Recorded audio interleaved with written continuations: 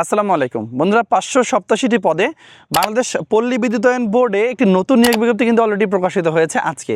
So এই সার্কুলারটিতে বাংলাদেশের সকল জেলা থেকে নারী এবং পুরুষ উভয় প্রার্থী যারা এইচএসসি পরীক্ষায় উত্তীর্ণ হয়েছেন তারা কিন্তু এখানে আবেদন করতে পারবেন।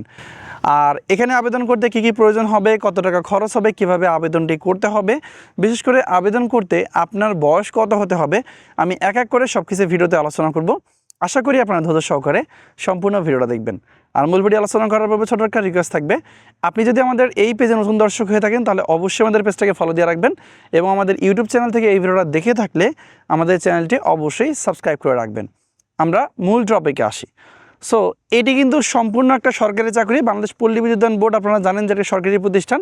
আর এখানে আপনারা দেখতে পাচ্ছেন যে পদের নাম দেওয়া আছে শিক্ষানবিশ SBA। এখানে সর্বমোট পদ সংখ্যা হচ্ছে 587টি।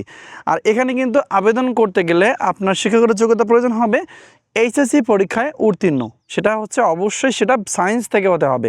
সায়েন্স ছাড়া কিন্তু যারা আর্টসের প্রার্থী আছেন তারা কিন্তু এখানে আবেদন করতে পারবেন না। শুধুমাত্র যারা সায়েন্স ব্যাকগ্রাউন্ডের স্টুডেন্ট আছেন যাদের বয়স 18 থেকে 32 বছরের মধ্যে এবং আপনারা এইচএসসি বা সমানের পরীক্ষা উত্তীর্ণ, সমান বলতে কিন্তু ভোকেশনাল থেকে হলে হবে, কিন্তু সেটা অবশ্যই সায়েন্স থেকে হতে হবে।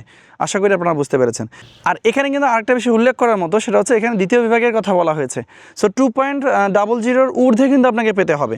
2.00 থেকে 3 পয়েন্ট পর্যন্ত এটা হচ্ছে দ্বিতীয় বিভাগ এবং 3 পয়েন্টের উপরে হচ্ছে প্রথম বিভাগ।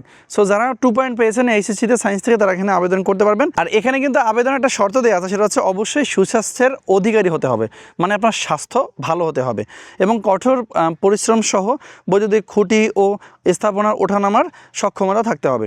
এছাড়াও কাজের মাধ্যমে শিক্ষণ এর আগ্রহ ও ক্ষমতা অবশ্যই থাকতে হবে, সক্ষমতা থাকতে হবে, ঠিক আছে। এবং যারা বিএনসিসি ট্রেনিং করেছেন তাদের কিন্তু এখানে অগ্রাধিকার দেওয়া হবে, ঠিক আছে। আশা করি বিষয়টা বুঝতে পেরেছেন। এখন আসি আবেদনটি কীভাবে করতে হবে। আবেদন করতে গেলে তাদের যে অফিসিয়াল ওয়েবসাইট দেওয়া আছে আপনারা স্ক্রিনে দেখতে পাচ্ছেন, bpdbstaf.teletalk.com.bd এই ওয়েবসাইটটির মাধ্যমে আপনাকে আবেদনটি করতে হবে। আর আবেদন করতে গেলে অবশ্যই একটা টাইম দেওয়া আছে। তো আবেদন শুরু হবে 3 আগস্ট থেকে আবেদন শুরু হবে, যা কিনা চলবে 23 আগস্ট পর্যন্ত। সো এই সময়ের মধ্যে আপনাদেরকে অবশ্যই আবেদন করতে হবে। আর আবেদন করার পর আপনাকে কিন্তু পরীক্ষার ফি বাবদ একটা টাকা জমা দিতে হবে, আমি টাকাটা বলে দিচ্ছি। আর এই টাকাটা কিন্তু অবশ্যই আবেদন সাবমিট করা ঠিক 72 ঘন্টার মধ্যে জমা দিতে হবে, সেটা হচ্ছে 112 টাকা।